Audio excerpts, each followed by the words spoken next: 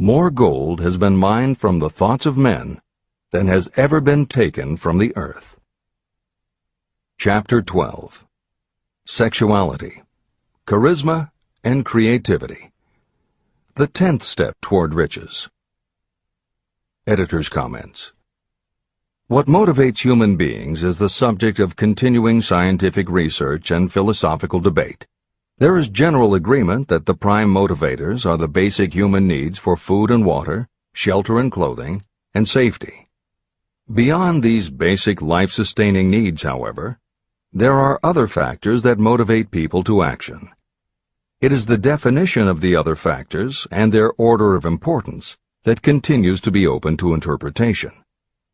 Perhaps the most widely known theory is psychologist Abraham Maslow's hierarchy of human needs, which lists 8 levels of motivational forces, starting with the basic physiological and safety needs, then ascends through belonging and love, esteem, understanding, aesthetics, self-actualization, and transcendence.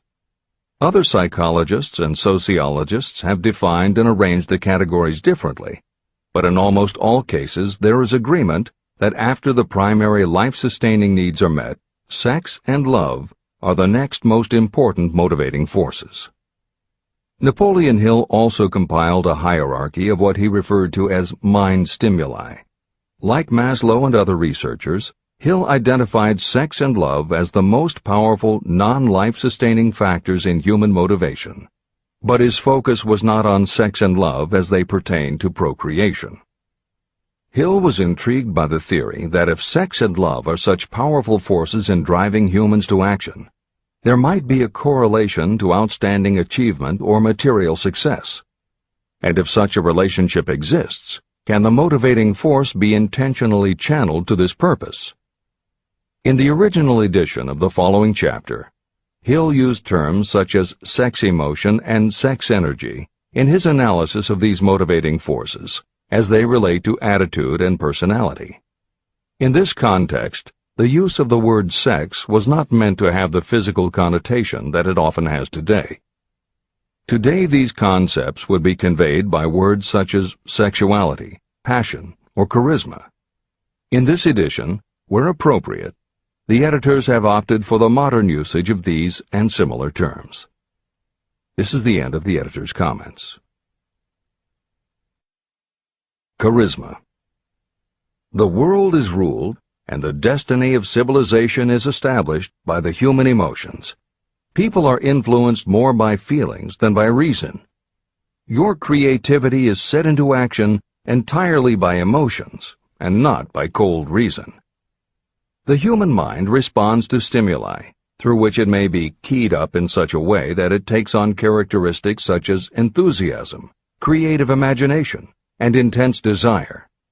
The stimuli to which the mind responds most freely are 1. The desire for sexual expression, 2. Love, 3. A burning desire for fame, power, or financial gain, money, 4. Music, 5. Close friendship and or admiration, 6. A mastermind alliance based upon the harmony of 2 or more people who ally themselves for advancement, 7. Mutual suffering, such as that experienced by people who are persecuted, 8. Autosuggestion, 9. Fear, 10. Alcohol and drugs. The desire for sexual expression comes at the head of the list of stimuli that step up the mind and start the wheels of physical action. The emotions associated with a human sexual drive bring into being a state of mind. When motivated by this desire, people often show courage, willpower, persistence, imagination, and creative ability that they don't normally have. So strong and impelling is the desire for sexual expression that people freely run the risk of life and reputation because of it. A river may be dammed and its water controlled for a time, but eventually it will force an outlet. The same is true of the emotions related to sexual expression. It may be submerged and controlled for a time, but its very nature causes it to be ever-seeking means of expression. The desire for sexual expression is inborn and natural. The desire cannot and should not be submerged or eliminated, but it can be given other outlets that enrich the body, mind, and spirit. When harnessed and redirected, this motivating force has been used as a powerful creative force in literature, art, and other pursuits, including the accumulation of riches. A teacher who has trained more than 30,000 salespeople came to the conclusion that individuals who are most confident sexually are the most efficient salespeople.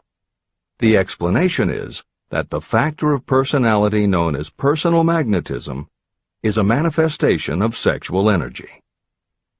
Editor's comments. There have been numerous psychological and sociological studies about the relationship between sexuality and success that tend to support Hill's observation. Because physical characteristics are the most quantifiable aspects of sexuality, most research studies focus on gender, attractiveness, body size, and age, and they measure indicators such as first impressions, expectation of performance, perception of performance, and social interaction. These studies generally conclude that when comparing individuals of equal competence, for men, the perception is that taller men will do better than short, a full head of hair will outperform balding, handsome or virile will beat out plain or older. For women, the results are comparable. The perception is that attractive performs better than plain, slim or shapely scores higher than overweight, younger is expected to be superior to older. These observations about physical sexuality may seem obvious, but they lead to a conclusion that is very significant. Obviously, not all people who succeed are tall and virile or attractive and shapely. It is also a fact that the success of those who are short, balding, plump, or plain isn't always due to superior skill or luck. Clearly, there is another kind of attractiveness that often supersedes physical appeal. This other kind of attractiveness is connected to human sexuality, but it is not what would usually be referred to as sexy. People who have this quality are often said to have chemistry, personality, charm, or appeal. Hill called this kind of attraction personal magnetism. Today, the more common term is charisma. This is the end of the editor's comments. When employing salespeople, a good sales manager looks for personal magnetism or charisma as the first requirement. People who lack this kind of sexual energy will never become enthusiastic, nor inspire others with enthusiasm. And enthusiasm is one of the most important requisites in salesmanship, no matter what you're selling. The public speaker, preacher, lawyer, or salesperson who is lacking in charisma is a flop as far as being able to influence others is concerned.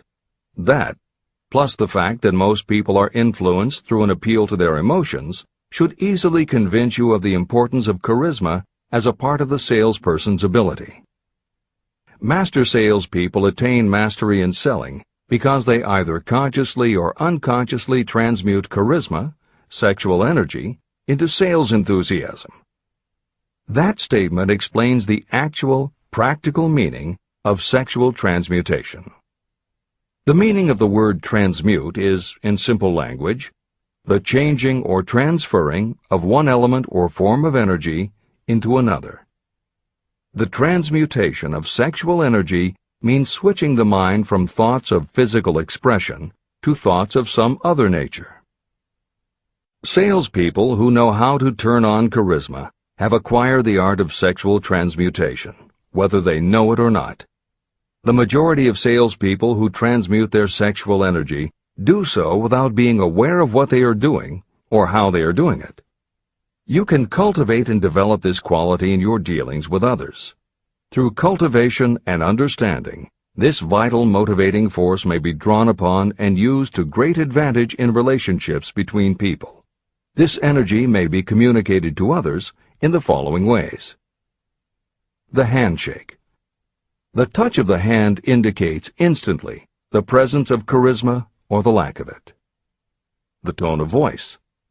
Charisma or sexual energy is the factor with which the voice may be colored or made musical and charming. Posture and carriage of the body.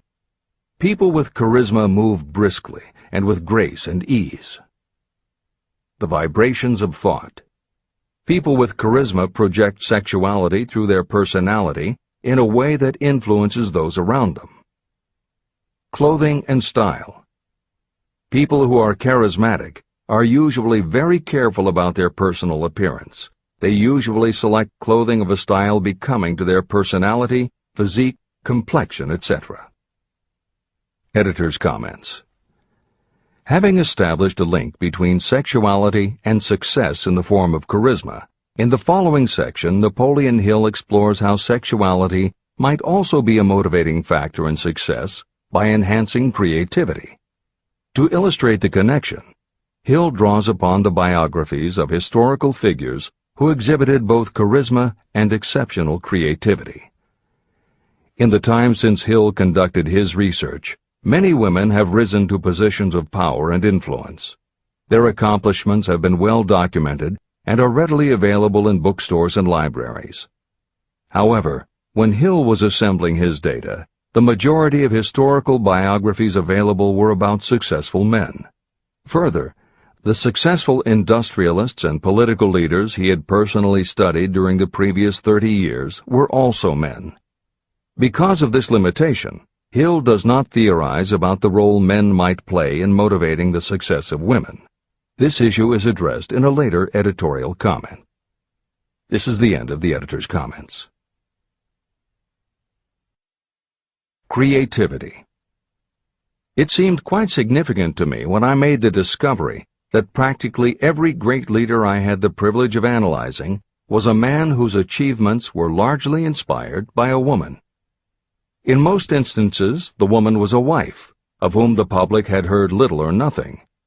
In a few of the cases I studied, the source of inspiration was the other woman.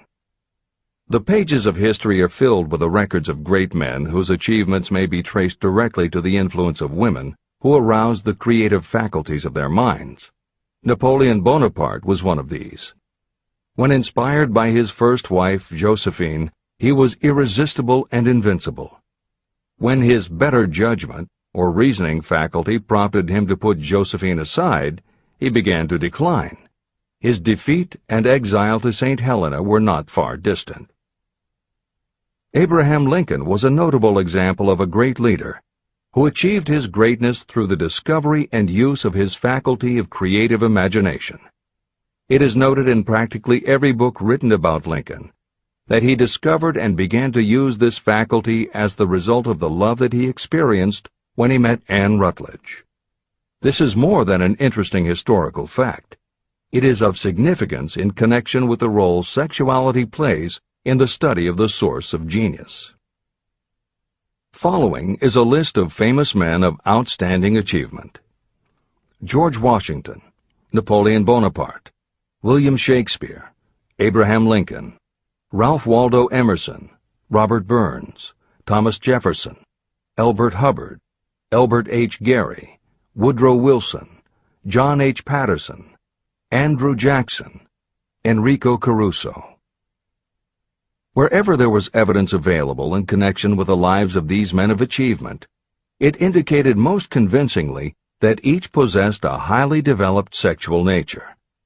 An analysis of the information taken from biographies and historical writings leads to the following conclusions. 1. Those of greatest achievement have a highly developed sexual nature, but have learned the art of transmutation of sexual energy. 2. Those who have accumulated great fortunes and achieved outstanding recognition in literature, art, industry, architecture, and the professions were motivated by the influence of a mate or lover. When driven by these emotions, people become gifted with a superpower for action. If you understand this, you will also understand that sexual transmutation contains the secret of creative ability. Editor's comments. As noted previously, although Hill's analysis focused on men, today there is a wide range of biographies about women who have succeeded in every aspect of life, including business, politics, religion, sports, entertainment, and the arts. Bearing in mind that biographical information is always subjective, the reader can now find ample material from which to draw a conclusion as to whether Hill's theory about sexuality as a motivating force is equally evident in women. Napoleon Hill had to do an in-depth analysis of biographies in searching for indications that the subject's sexuality had a correlation to their success. Today, we just turn on the television, and we're inundated with intimate details about both men and women suggesting that the best and the brightest are apparently also the sexiest. Although scandals aren't usually cited as scientific proof, the exposés of some of the biggest entertainment and sports stars, high-profile CEOs of major companies, numerous politicians, and even a few presidents, all make at least a common-sense case for Hill's theory about the correlation between sexuality and success. This is the end of the editor's comments. Obviously, this does not mean that everyone who is highly sexed is a genius. People attain the status of a genius only when and if they stimulate their minds so that they can draw upon the forces available through the creative faculty of the imagination. Although it is the most important of the stimuli or motivators, the mere possession of sexual energy is not sufficient to produce a genius. The energy must be transmuted from desire for physical contact into some other form of desire and action before it will lift one to the status of a genius. Genius and creative imagination. A definition of genius might be someone who has discovered how to increase the intensity of thought to the point where that person can freely communicate with sources of knowledge not available through the ordinary rate of thought. This definition should prompt some questions in the mind of anyone reading this book. The first question should be, how may one communicate with sources of knowledge that are not available through ordinary thought? The next question should be, are there known sources of knowledge that are available only to geniuses, and if so, what are these sources and exactly how may they be reached? In the following, I will offer methods so that you can experiment and prove to yourself that this is true. By doing so, you will have the answer to both questions. Editor's comment. Humans perceive things through the 5 senses of sight, smell, taste, hearing, and touch. Another kind of perception, as when you have a feeling about something, was discussed in the chapters on desire, faith, and autosuggestion.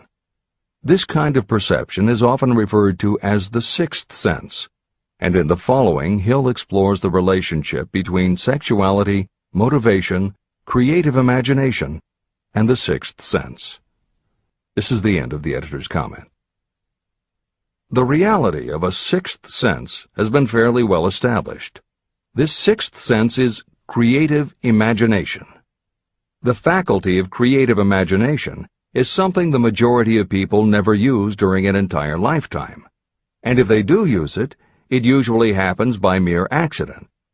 Only a small number of people deliberately use their creative imagination for a specific purpose. Those who do use this faculty voluntarily and with understanding of its functions are geniuses. Creative imagination is the direct link between your finite mind and what I have termed infinite intelligence. All revelations and all discoveries of basic or new principles in the field of invention take place through the faculty of creative imagination. When ideas, concepts, or hunches flash into your mind, they can only have come from one or more of the following sources. 1. From the mind of some other person who has just released the thought, idea, or concept through conscious thought. 2. Your subconscious mind, which stores every thought and impression that ever reached your brain through any of the 5 senses. 3. From another person's subconscious storehouse. 4. Infinite intelligence. There are no other possible sources from which inspired ideas or hunches may be received. When brain action has been stimulated through one or more of the 10 mind stimulants listed at the beginning of this chapter, it has the effect of lifting you far above the horizon of ordinary thought. It permits you to envision distance, scope, and quality of thoughts not available on the lower plane, such as when you are solving routine problems of business. When you are lifted to a higher level of thought through mind stimulation, it is as though you have taken off in an airplane. You can now see over and beyond the horizon that limits your vision when you are on the ground. Not only that, but while you are on this higher level of thought, you are not even aware of such things as the problems of gaining the 3 basic necessities of food, clothing, and shelter. You are in a world of thought in which the ordinary workaday thoughts have been removed, just as the hills and valleys that obstruct your vision on the ground don't interfere when you are in an airplane. While on this exalted plane of thought, the creative faculty of the mind is given freedom for action. The way has been cleared for the 6th sense to function. It becomes receptive to ideas that could not reach the individual under any other circumstances. The 6th sense is the faculty that marks the difference between a genius and an ordinary individual.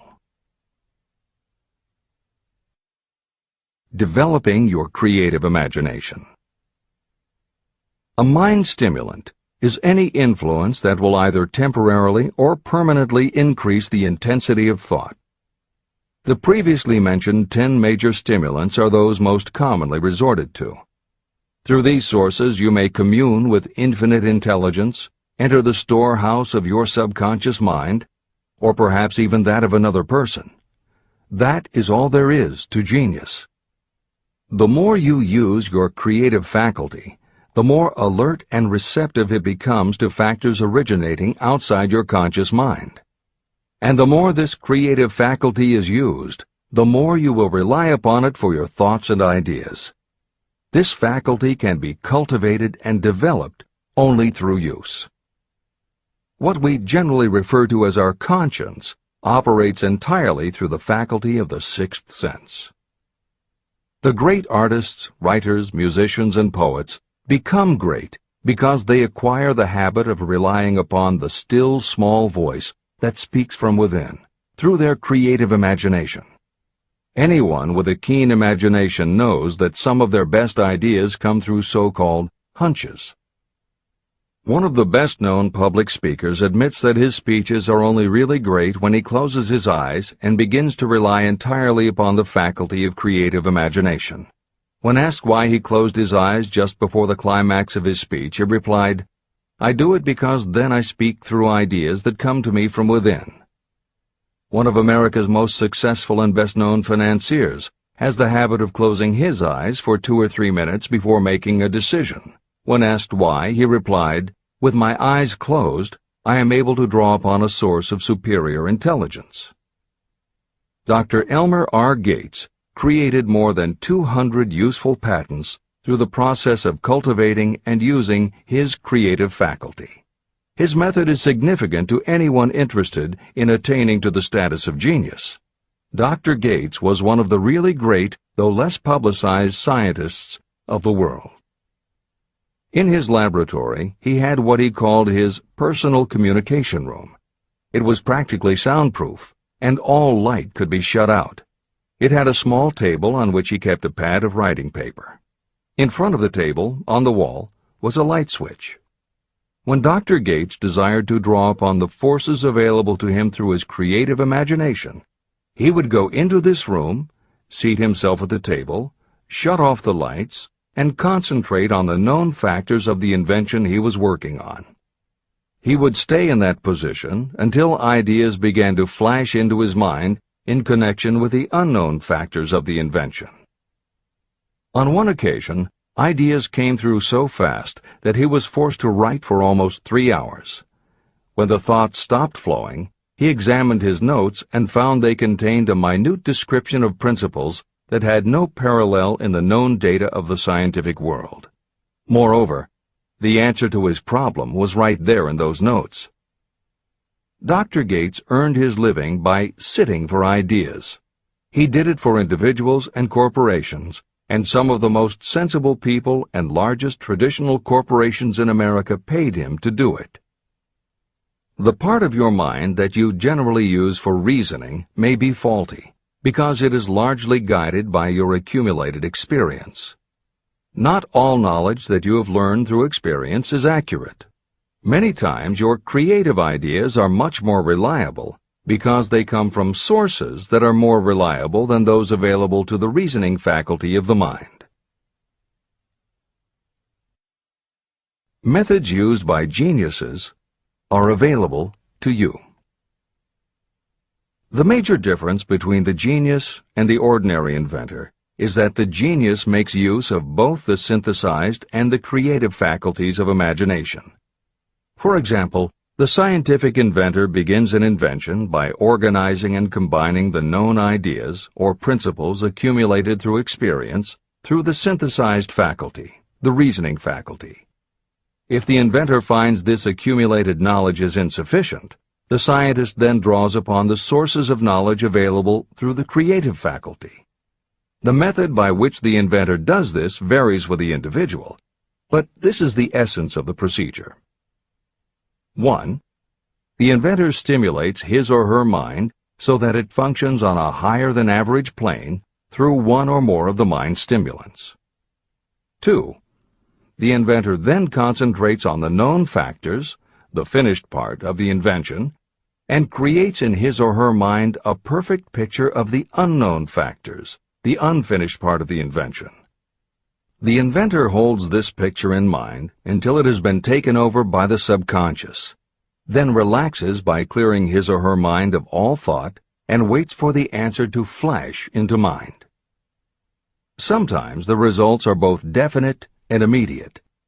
At other times the results are negative, depending on the state of development of the sixth sense or creative faculty. Thomas Edison tried out more than 10,000 different combinations of ideas through the synthetic faculty of his imagination before he tuned in through the creative faculty and got the answer that perfected the incandescent light bulb. His experience was similar when he produced the phonograph. Editor's comments. Synchronicity, precognition, intuition, flashes of insight, hunches, gut feelings, symbolic dreams. These are all aspects of the phenomena Napoleon Hill was describing in his two correlated terms, creative imagination and infinite intelligence. And the fact that Hill made a serious study of this function of the mind puts him in exceptional company. The fathers of modern psychology, Sigmund Freud and Carl Jung, recognized and tried to explain this sixth sense. Jung's concept of the collective unconscious, which is the very basis of Jungian psychology, is in many ways identical to Hill's concept of infinite intelligence. Scientists from Archimedes to Newton to Einstein to the team of Watson and Crick, who determined the structure of DNA, all conceded that intuition was instrumental in their discoveries. Duke University created a department for the sole purpose of studying these phenomena under scientific conditions. Many scientists admit to using personalized techniques similar to Hill's method for accessing intuition and creativity. These include Friedrich Kekule, who discovered the molecular structure of benzene through a dream symbol; physiologist Otto Loewi, who had a hunch followed by a dream that won him the Nobel Prize in Medicine; and as mentioned above, James Watson's breakthrough in the structure of DNA. Mozart, Shelley, Coleridge, Huxley, Descartes, Robert Louis Stevenson all claimed intuition played a role in their creations. William Blake learned the secret to a copper engraving process from a dream. British Prime Minister Winston Churchill firmly believed a premonition saved him from being killed by a bomb during the Blitz of London. As was noted earlier, psychiatry, clinical hypnosis, and affirmations all had to overcome considerable skepticism before they were accepted. That is also true of those phenomena Hill terms infinite intelligence. However, in the 1970s and 80s, the public's interest was piqued by well-researched books such as The Intuitive Edge by Philip Goldberg, Creative Dreaming by Patricia Garfield, and the right brain experience by Mary Lee Zdenek. Though these anomalies of the mind still defy laboratory proof, contemporary researchers continue to publish tantalizing results. This is the end of the editorial comments. Nature has equipped the human brain and mind with internal stimulants that safely trigger the mind to tune in to fine and rare thoughts. No satisfactory substitute for nature's stimulants has ever been found. However, history is not lacking in examples of people who rose to the status of genius as the result of using artificial mind stimulants. Edgar Allan Poe wrote The Raven while under the influence of alcohol, dreaming dreams no mortal ever dared to dream before. Samuel Taylor Coleridge wrote Kubla Khan during an opium-induced dream, and Robert Burns wrote best when intoxicated. For auld lang syne, my dear, we'll take a cup of kindness yet for auld lang syne. It is true that these and others who are known as geniuses relied upon artificial mind stimulation. But a more important lesson to remember is how many of these people destroyed themselves through the use of those stimulants. Editor's comments. In more contemporary terms, Hill's point about the dangers of artificial mind stimulants was never better made than it was in the television series Behind the Music, which began running on VH1 in the late 1990s. The series was meant to chronicle the lives of rock stars and celebrate their hits, but after viewing 2 or 3 of the shows, they all began to look the same. Young singer and band have a hit record, make millions of dollars, plunge into the sex, drugs, and rock and roll lifestyle, everyone gets addicted, and they blow all of the money.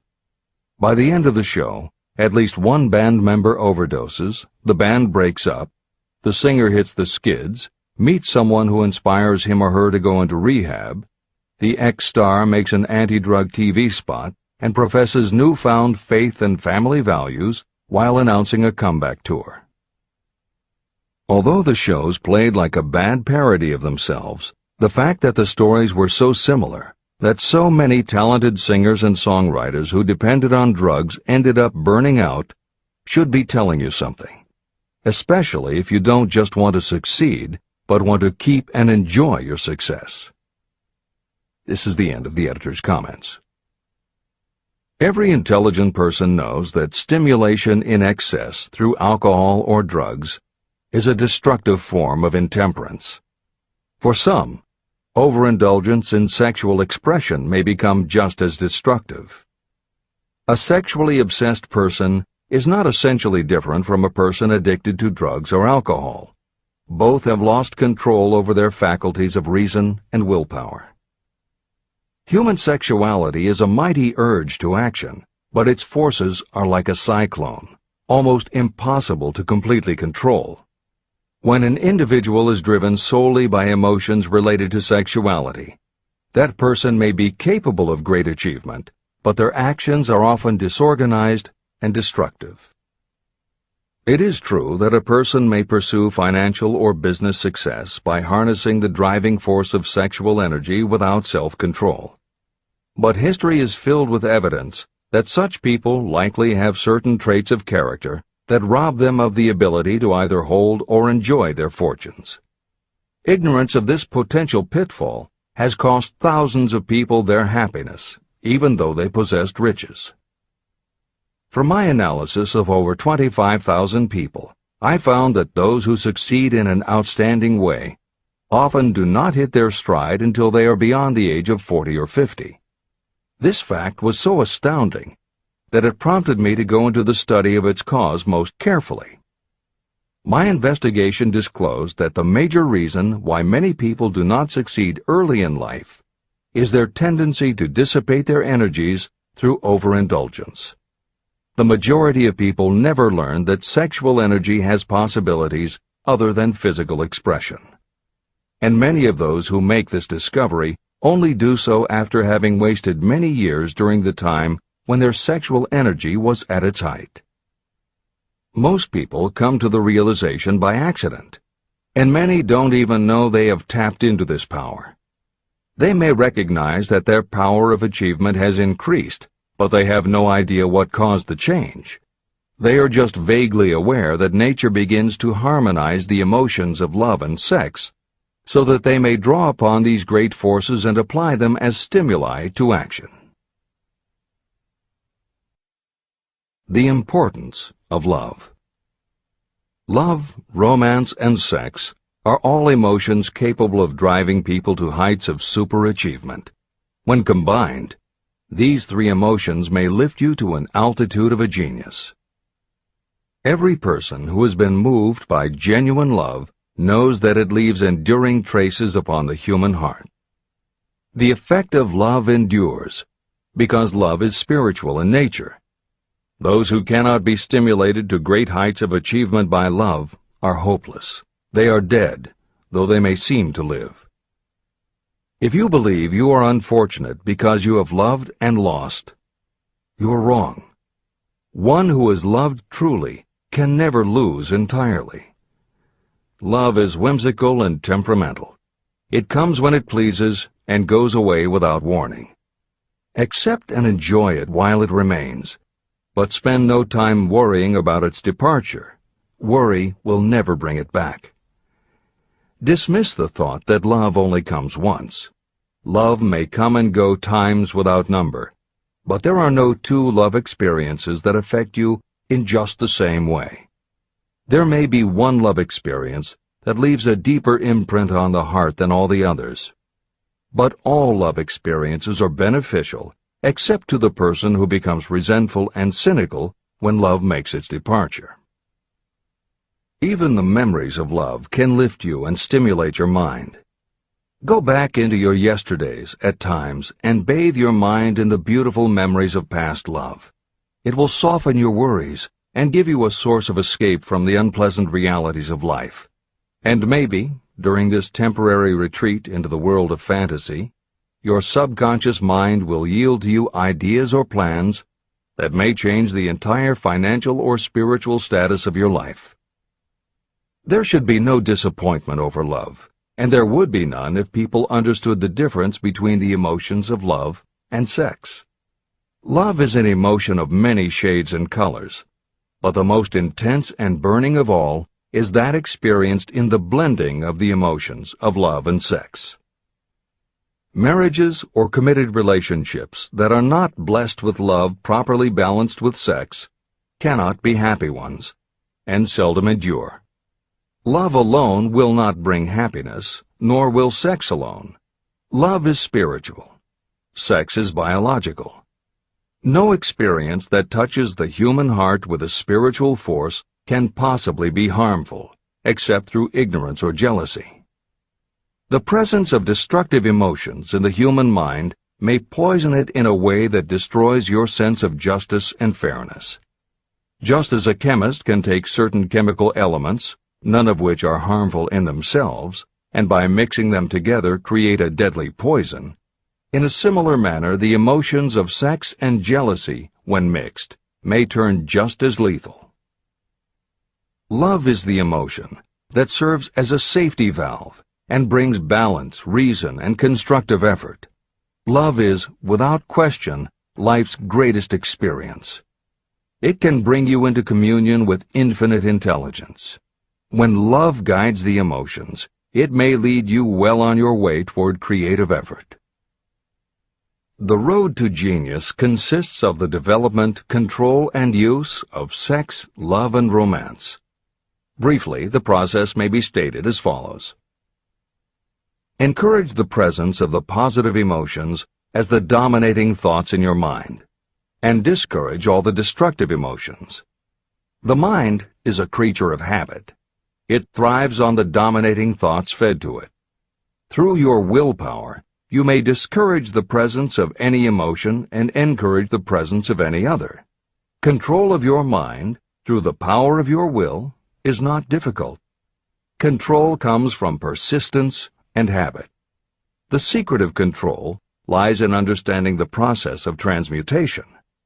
When any negative emotion presents itself in your mind, it can be transmuted into a positive or constructive emotion by the simple procedure of changing your thoughts. There is no other road to genius than through voluntary self-effort. When the emotion of romance is added to those of love and sex, the obstructions between the finite mind and infinite intelligence are removed. Then, a genius has been born.